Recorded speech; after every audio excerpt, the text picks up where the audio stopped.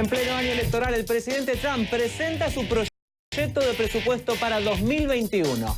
Grandes recortes, pero no elimina el déficit en los próximos 10 años.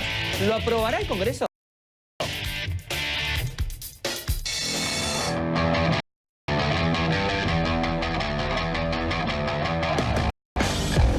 Este invierno relativamente benigno en el hemisferio norte está causando numerosos problemas ambientales, pero también económicos. ¿Cómo afecta el cambio climático a la industria energética?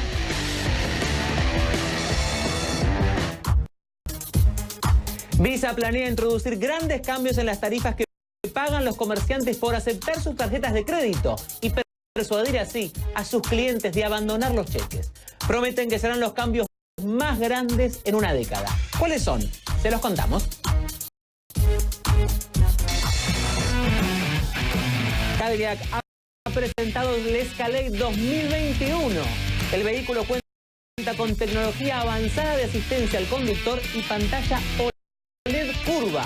Te mostramos todo lo nuevo del Cadillac Escalade aquí en nuestra división de CNN Dinero Automotriz. Desde Buenos Aires comienza el único programa que vive la economía. Esto es CNN Dinero.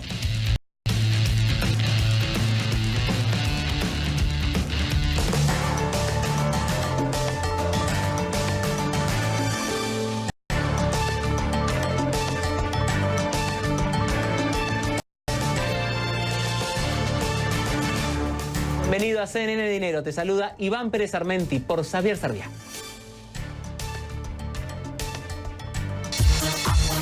Visa planea introducir grandes cambios en las tarifas que pagan los comerciantes por aceptar sus tarjetas de crédito y persuadir así a sus clientes de abandonar los cheques. Prometen que serán los cambios más grandes en una década. ¿Cuáles son? Te los contamos aquí en CNN Dinero.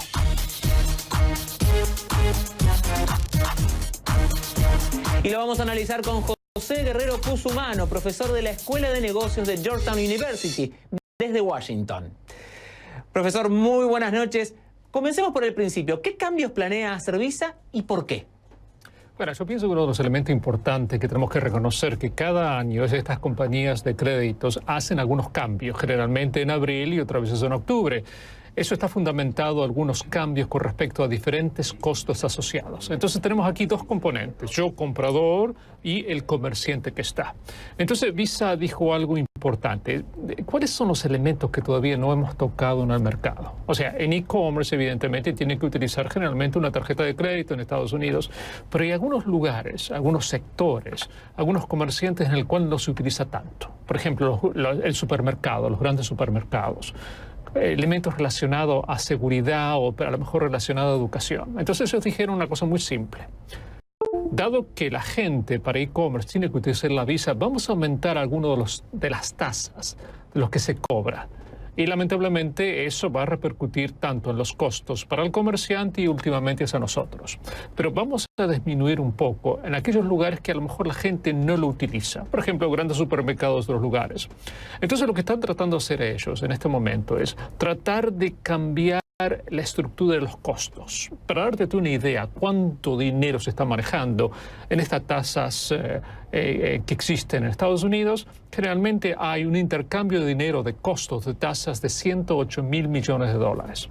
La idea es tratar, desde el punto de vista de Visa, en Estados Unidos especialmente, ¿no?, en qué forma se puede llegar a algunos lugares, a algunos sectores de comercios que antes no fueron tocados. Pero hay que tener cuidado porque esta en forma de ver en Estados Unidos totalmente diferente que pasa en otros países como en Europa. ¿Quiénes van a ganar y quiénes van a perder con estos cambios? Usted recién mencionaba el comercio electrónico como uno de los perdedores o al menos como un sector que va a tener un aumento de costos. Exactamente. Yo pienso que no va a haber, yo pienso que la gran ganancia va a ser para Visa, evidentemente, ¿no? Yo pienso que uno de los problemas que puede haber en nosotros como compradores es posible que los precios se puedan llegar a incrementar 1%, 2%. O sea, estas tasas que estamos hablando, generalmente se habla un 2%, o depende de lo que ustedes están comprando, es la conjunción de pequeñas tasas, más o menos de 300 diferentes variedades que se unen. O sea, yo que compro, la otra persona que me está vendiendo y todos los bancos entre sí. Lo que quiere hacer Visa es tratar de desplegar una nueva técnica en la cual, lamentablemente, los que van a sufrir un poco más vamos a ser nosotros, pero en mayor medida los comerciantes.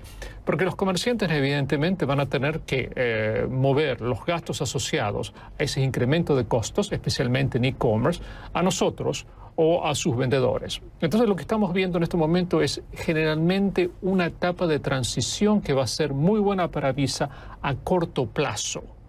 Recuerden ustedes que uno de los problemas que ha tenido Visa y Mastercard en las leyes antimonopolios en Europa, en el cual todo ese tipo de tasas incrementadas fueron altamente criticadas, con problemas legales. Ahora vamos a ser sinceros. Cuando estoy hablando de Walmart, Walmart puede realmente hablar con Visa y decir, estos costos son demasiados. Pero imagínense ustedes que tenemos un pequeño comerciante o un mediano comerciante en el cual ellos posiblemente van a sufrir. Claro. Visa dice que quiere persuadir a los clientes que cambien los cheques por sus tarjetas. ¿Cuán arraigada está esta costumbre en Estados Unidos de usar el cheque? ¿Conviene cambiarse a las tarjetas? No, yo pienso que en Estados Unidos, como sucede en muchos países, tenemos una tarjeta de crédito, una tarjeta de débito. Lo vemos a nivel internacional que, por ejemplo, en la India, que hay un comercio electrónico importante, la gente tiende a utilizar una tarjeta de débito y no de crédito.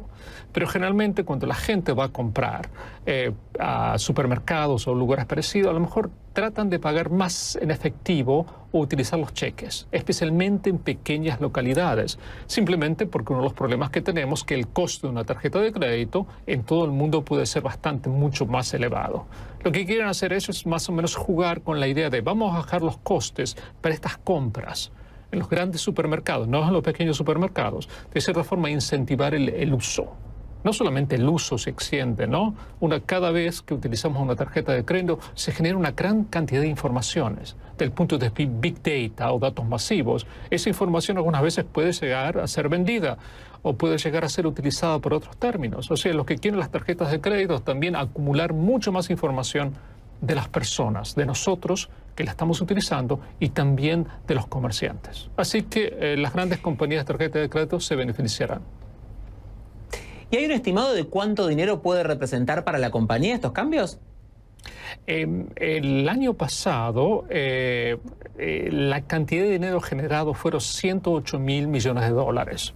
Evidentemente es muy difícil en este momento determinar porque hay que hacer una serie de descuentos.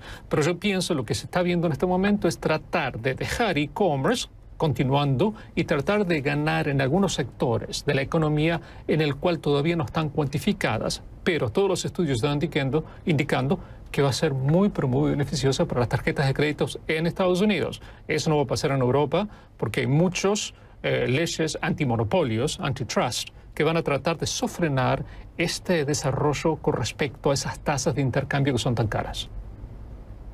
José Guerrero Cusumano, profesor de Georgetown University desde Washington, muchas gracias por estar con nosotros. Un placer.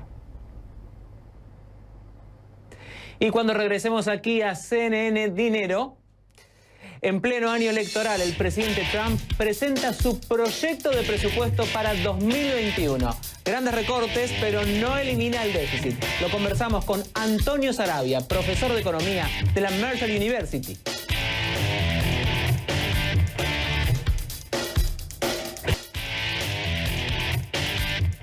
Lo vamos a conversar con Antonio Sarabia, profesor de economía de la Mercer University, quien nos acompaña desde Atlanta. Profesor Sarabia, muchas gracias por estar con nosotros. Vamos a ir a lo importante. ¿Es un presupuesto equilibrado y realista este que presenta Trump? Es una pregunta difícil. El presupuesto de Trump está basado en un supuesto muy fuerte, que es que el país crezca a una tasa de 3% en los próximos 10 años. Eso es muy poco probable que suceda. Acuérdate que la tasa de crecimiento histórica de los Estados Unidos es solo del 2%. La oficina del Congressional Budget Office, que es una institución muy confiable en cuanto a estimaciones económicas, predice que en la próxima década solamente vamos a crecer al 1.6, 1.7%. Entonces ya el presupuesto del presidente parte con un supuesto muy poco creíble. Y la segunda parte importante del presupuesto es que reduce incrementa las reducciones a los impuestos 10 años más. Es decir, los recortes a los impuestos que estaban presupuestados terminar el 2025 terminarían ahora el 2035, lo que le pone una presión más fuerte al déficit. Decíamos recién que este presupuesto no elimina el déficit en los próximos 10 años, pero sí hace fuertes recortes. ¿En qué áreas vienen estos recortes? Se corta en muchas cosas, pero no se corta en los gastos que son los más importantes del presupuesto. Acuérdate que los gastos más importantes del presupuesto son siempre el seguro social, Social Security, Medicare, Medicaid y lo que se llama el Income Security, Food Stamps y eso. Son lo que se llama en Estados Unidos los entitlements o los derechos. Esos no se los toca. Lo que se empieza a cortar son cosas como AmeriCorps, la reducción a la ayuda externa a los países, se corta el 21% de ayuda externa a países extranjeros, pero no se cortan los elementos centrales. Si a eso le sumas que el presupuesto te va a mantener el corte en los impuestos, entonces la presión en la deuda se incrementa. Sobre este presupuesto, Nancy Pelosi reaccionó diciendo que el presupuesto es una declaración de valores. Y una vez más dijo, el presidente muestra cuán poco valora la buena salud, la seguridad financiera y el bienestar de las familias estadounidenses que trabajan. ¿Son atinadas estas declaraciones? Mira, yo no sería muy alarmista en cuanto al asunto del déficit. Tener un déficit es malo. Si tú te pones a pensar en una familia, nadie quiere gastar más de lo que genera en ingreso. Pero Estados Unidos es un país tremendamente sólido financieramente.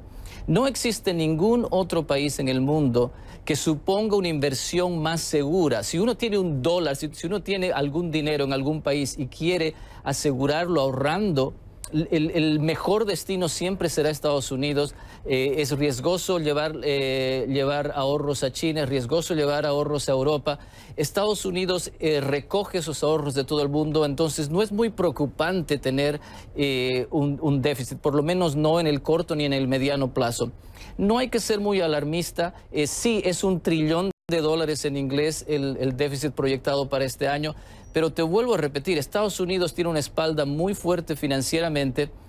Representa eso solamente el 5% del Producto Interno Bruto. $1 trillón significa solo el 5% del Producto Interno Bruto. Así que no hay que alarmarse mucho. Los economistas también se preocupan por el efecto crowding out, que es este efecto de desplazamiento. Cuando los gobiernos tienen déficit, se desplaza la inversión privada. En un mundo globalizado como el que estamos, en que las inversiones vienen de todos los países, eso no debería ser un problema. Así que yo no sería tan alarmista. Recién decía justamente que el déficit no es algo que uno tenga que por ahí preocuparse tanto, pero veamos un poquito qué es lo que ha hecho Trump en todos estos años como presidente. ¿Cómo ha manejado los presupuestos y el déficit? ¿Ha cumplido con el presupuesto? ¿Ha crecido el déficit? ¿Lo ha mantenido a raya? ¿Cómo han sido estos años de Trump como presidente? Trump como presidente se ha comportado como la mayoría de los presidentes en la historia de los Estados Unidos.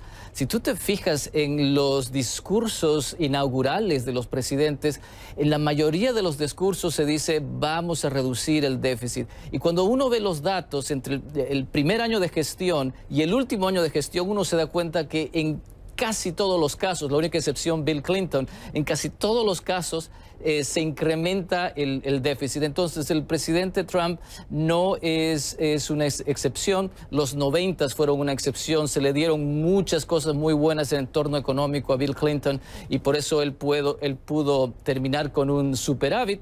Pero el presidente Trump sigue la línea de muchos, de la mayoría de los presidentes. Se incrementa el déficit. Hay una muy agresiva función con los impuestos. Se rebajan los impuestos, lo cual es muy bueno para la economía, pero a la vez no se disminuyen los gastos a la misma proporción y por lo tanto el déficit se sigue incrementando. Recién al principio me decía que este presupuesto que envía Trump al Congreso tiene una tasa de crecimiento un tanto optimista. Teniendo en cuenta la composición del Congreso estadounidense, con mayoría demócrata en una cámara y republicana en la otra, ¿podrá aprobarse un presupuesto similar al presentado por el presidente o lo que termine saliendo va a ser algo bastante distinto de lo que quiere el presidente Trump? No, es muy difícil que se apruebe exactamente como está planteado. En la Casa de Representantes va a haber una negociación intensa, van a haber muchos elementos que van a cambiar. Pero sí estoy de acuerdo en que es una visión sobre el país. El presidente está convencido de que reduciendo los impuestos se va a generar crecimiento y es cierto, cuando uno rebaja impuestos se genera crecimiento económico. El problema que tiene, si queremos reducir el déficit, es que tiene que también tocar los gastos más fuertemente y eso no está planteado por lo menos en este presupuesto. Bueno, veremos justamente qué es lo que termina saliendo de este presupuesto luego que pase por el Congreso. Muchas gracias por estar con nosotros. Era Antonio Sarabia, profesor de Economía de la Mercer University. Gracias. Y cuando regresemos aquí a CNN Dinero, este invierno relativamente benigno en el hemisferio norte está causando numerosos problemas ambientales, pero también económicos. ¿Cómo afecta el cambio climático a la industria energética? Se lo contamos a volver. Lo vamos a analizar con Evanan Romero, profesor y consultor internacional en petróleo. Un invierno sin frío, que para muchos puede ser una bendición por no tener que usar abrigo, está causando numerosos problemas en el mundo.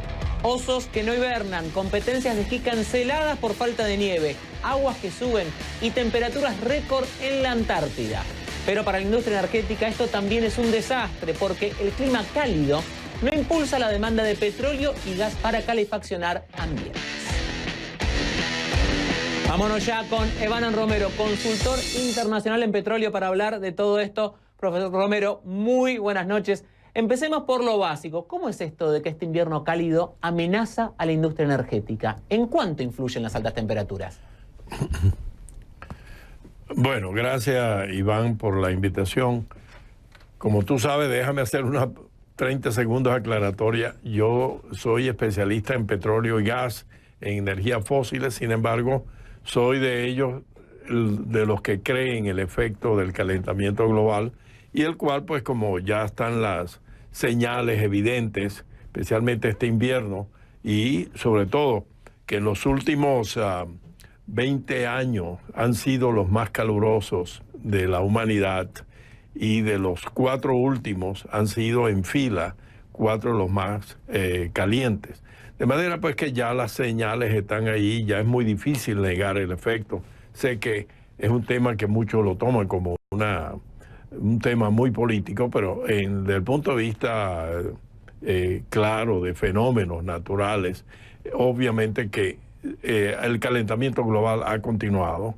Está en el orden de 1,3% por año el incremento de las emisiones de CO2, que son las mayores responsables por el calentamiento.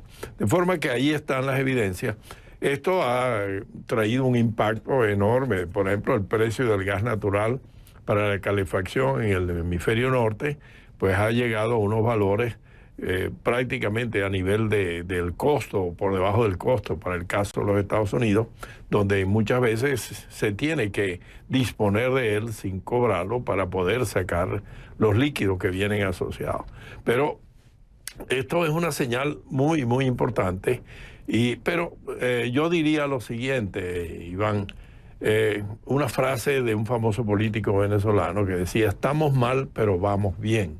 El hecho de que sí, están los años más calurosos, continúan las emisiones, se ve una luz al largo horizonte en el sentido de que ha crecido enormemente el consumo de energía renovable y sus precios han caído drásticamente, lo cual apunta que para el año 2050 va a haber más o menos el 50% de las energías van a ser renovables y de ellas casi el 86% va a ser utilizado para la generación eléctrica. De manera que estamos mal ahorita, pero vamos encaminados hacia una solución en el sentido de que las energías renovables han caído de precio de una forma muy manifiesta, de digamos $360 que costaba el kilovatio hora por la energía solar, la fotovoltaica.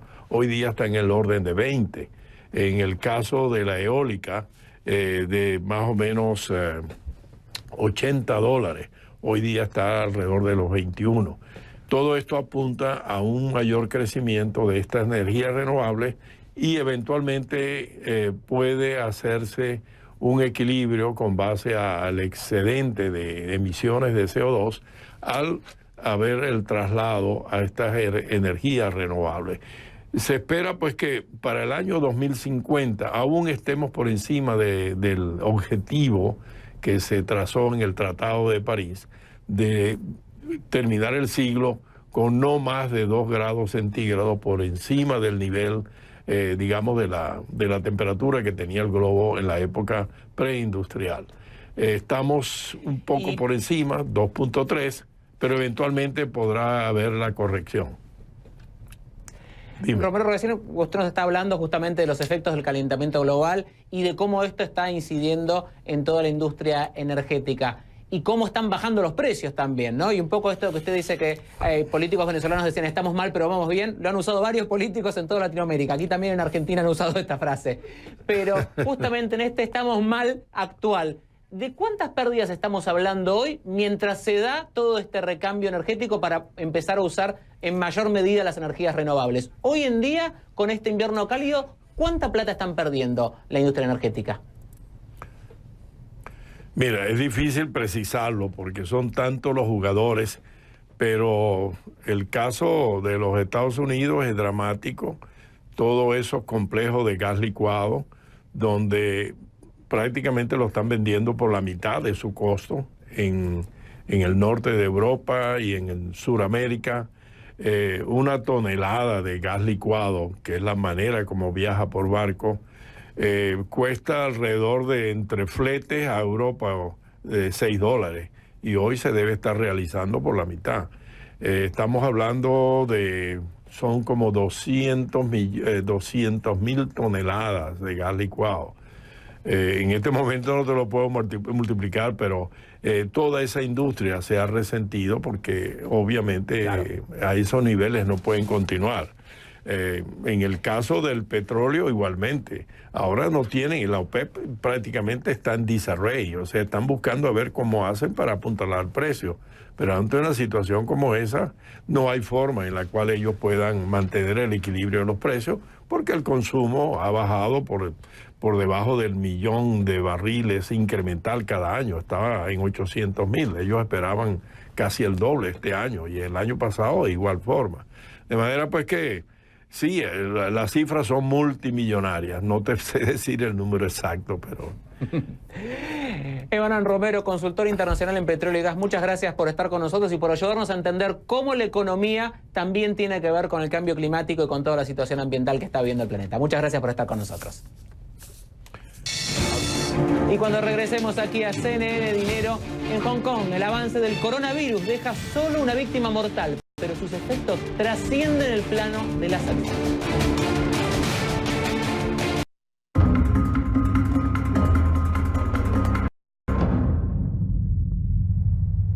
El brote de coronavirus ya deja al menos 1.016 víctimas mortales. Una de estas víctimas se dio en Hong Kong, que se ha visto particularmente afectado por el pánico que genera el virus. El secretario financiero de Hong Kong, Paul Chang, advierte que el coronavirus podría propinar un golpe muy fuerte a esta economía que depende del turismo. Christy Lustud tiene los detalles. Es lo último que le podía pasar a Hong Kong, el brote de un nuevo virus que causa miedo y pánico en la ciudad. Con residentes con miedo y lejos de centros minoristas y comercios, incluido este famoso restaurante ubicado en Causeway Bay.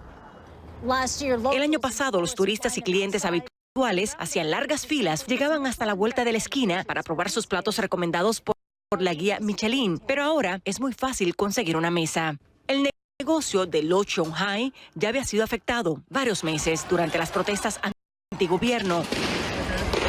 Pero el brote del coronavirus le ha dado otro golpe devastador. Gran impacto. Desde que regresamos del año nuevo lunar, nuestro negocio ha caído un 70%.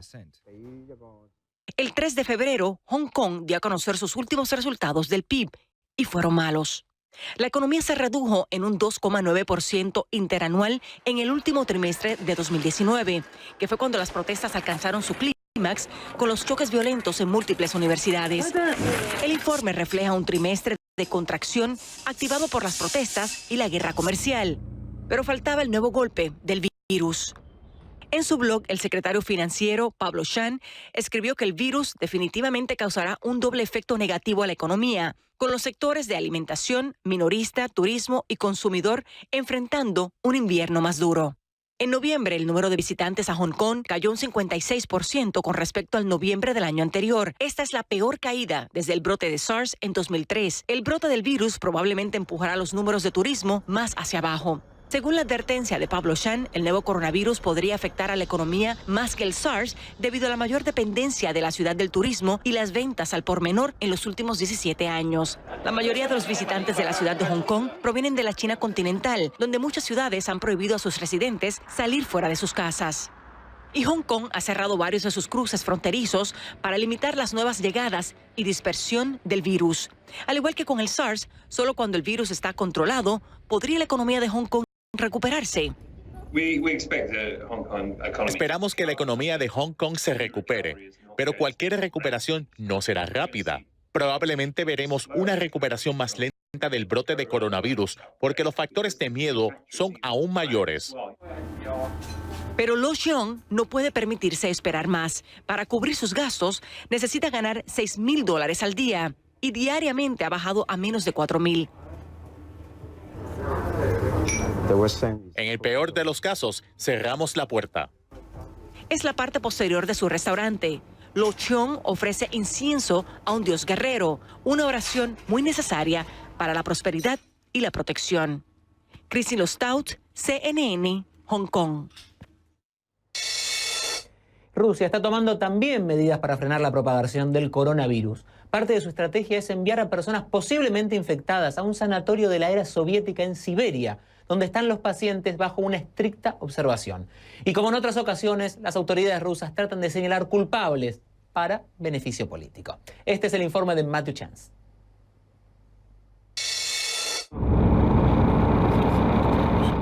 En una sombría pista siberiana, hay una recepción helada para los primeros rusos evacuados de Wuhan, China.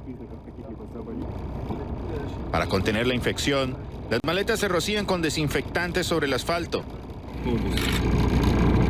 Los trabajadores de emergencia con trajes de protección escoltan a los pasajeros a la cuarentena. Y aquí es donde se conduce a los posibles expuestos al coronavirus.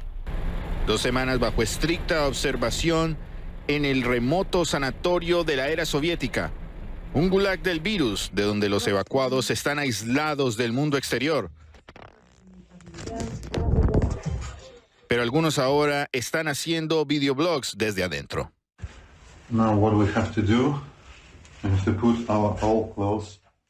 Ahora lo que tenemos que hacer es poner nuestra ropa vieja en una bolsa. Esta es la mejor ropa. Otra ropa en otra bolsa y luego llamar a recepción para llevar toda la ropa para desinfección. Además, tuvimos que usar alcohol para limpiar todas las pertenencias personales. Rusia tiene una exposición particularmente alta con China, incluida una vasta frontera terrestre de más de 4.000 kilómetros de largo. Ahora cerrada, pero por unos pocos corredores frenéticos y estrechamente controlados. También atrae a casi 2 millones de turistas chinos al año, pero ahora los grupos turísticos han cancelado.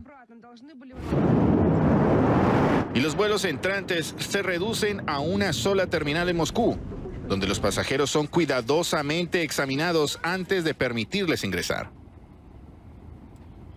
Also heard that the Russian government limited the flight from China, between China and Russia. I think this also is for protect the Russian people. Pero Rusia también quiere proteger su importante relación con China. Los dos países han fortalecido sus lazos comerciales y políticos y han compartido tensiones con Estados Unidos.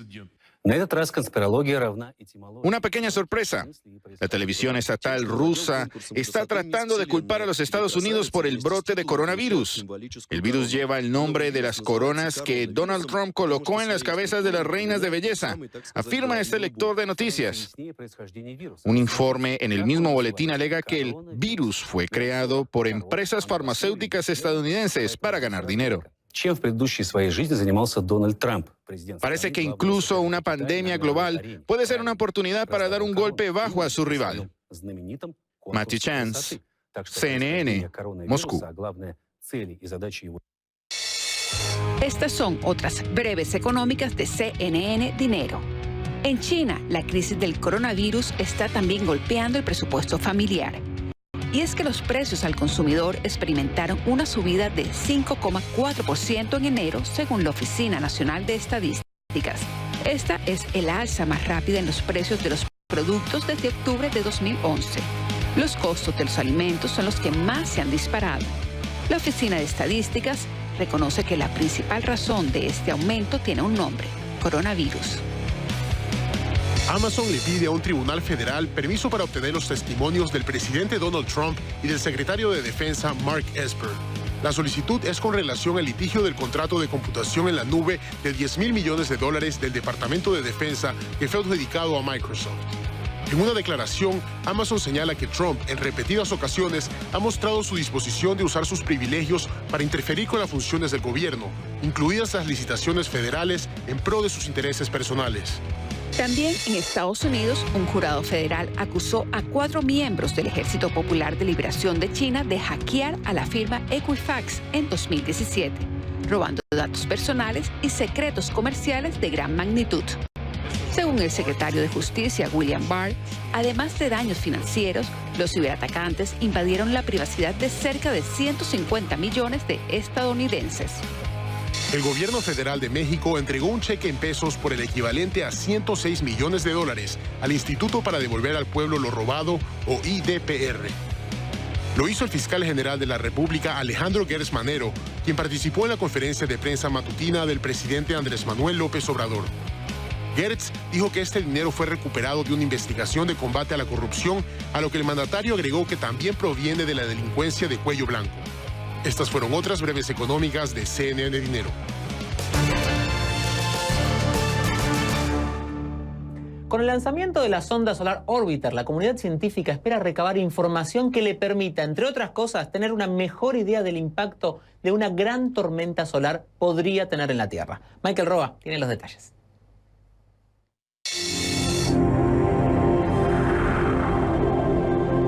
La sonda solar Orbiter despegó el domingo a bordo del cohete Atlas V desde Cabo Cañaveral en la Florida. Su misión durará 7 años. Mientras orbita alrededor del Sol, recabará datos que permitirán a los científicos comprender mejor el impacto que su campo magnético y el viento solar pueden tener en la Tierra. Todavía no hemos visto en realidad los efectos del Sol. Si una poderosa tormenta solar ocurre en el futuro cercano, podría afectar a cada satélite Galileo, a los satélites GPS y a toda la infraestructura en el espacio. La Solar Orbiter pesa 1.800 kilos y con sus paneles solares desplegados alcanza una longitud de 18 metros. Su escudo negro térmico de titanio recubierto con fosfato le permitirá soportar temperaturas de hasta 500 grados Celsius cuando se sitúe a unos 42 millones de kilómetros del Sol. De acuerdo con los científicos de la NASA y la Agencia Espacial Europea, sus 10 instrumentos le permitirán examinar la atmósfera solar, los polos y el disco solar. Su detector energético de partículas medirá igualmente la corriente energizada de los átomos emitidos por el Sol y que atraviesan nuestro sistema solar. A diferencia de la misión Ulises, lanzada en 1990, la sonda Solar Orbiter está provista de cámaras que proporcionarán las primeras imágenes de los polos del Sol. Esta información ayudará a los científicos a llenar los vacíos en los modelos del campo magnético del Sol, lo que impulsa la actividad de esta estrella. Michael Roa, CNN, Atlanta. En su próximo viaje a Quito, disfrute. Y ahora, ¿por qué no echamos un vistazo a los mercados y monedas al cierre?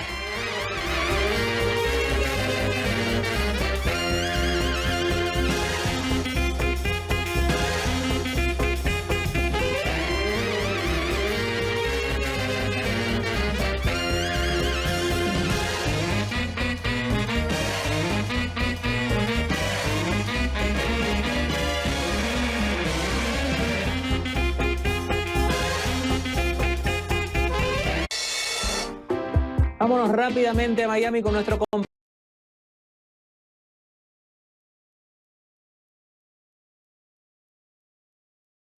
Rápidamente a Miami con nuestro compañero Camilo Egaña. Hoy, Camilo, tenés un invitado muy especial. ¿De quién se trata? Buenas noches. Muy especial y muy querido. Buenas noches, Iván. Buenas noches para todos ustedes. José Luis Perales. José Luis Perales estará en este programa exactamente en 5 minutos, hablando de su despedida a los escenarios y de su vida. José Luis Perales no necesita más presentación. Tipazo, artista donde lo haya, enseguida aquí en Camilo. Hoy estamos todos muy contentos, la verdad. Así es, nos quedamos para verte.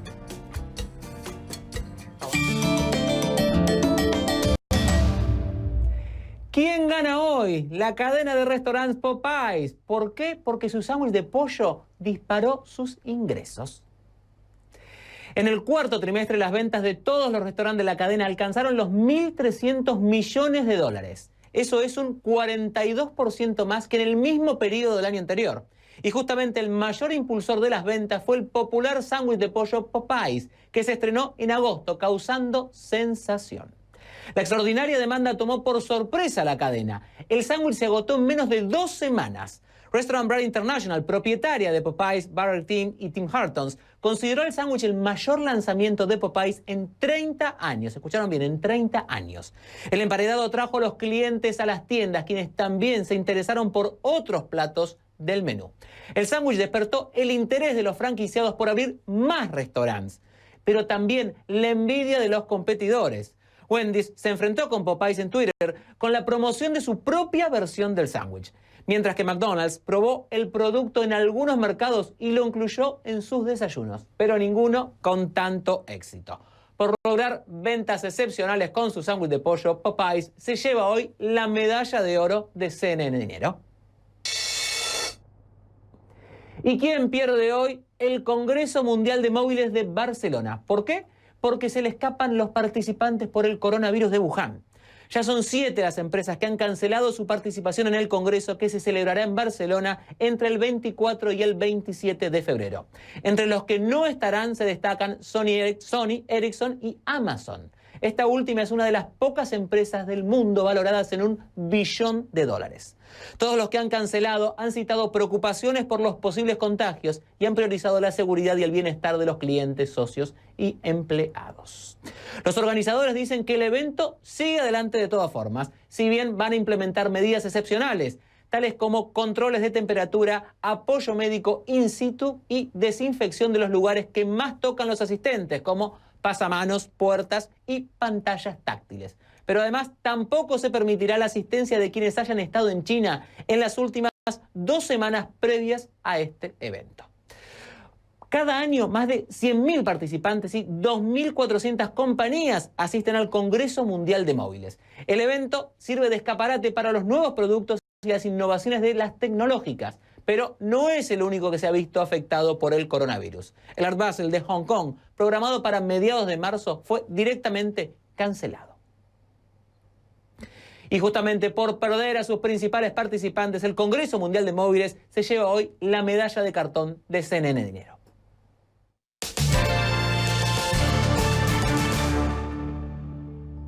Cadillac ha presentado el Escalade 2021. El vehículo cuenta con tecnología avanzada de asistencia al conductor y pantalla OLED curva. Te mostramos todo lo nuevo del Cadillac Escalade aquí, en nuestra división de CNN Dinero Automotriz.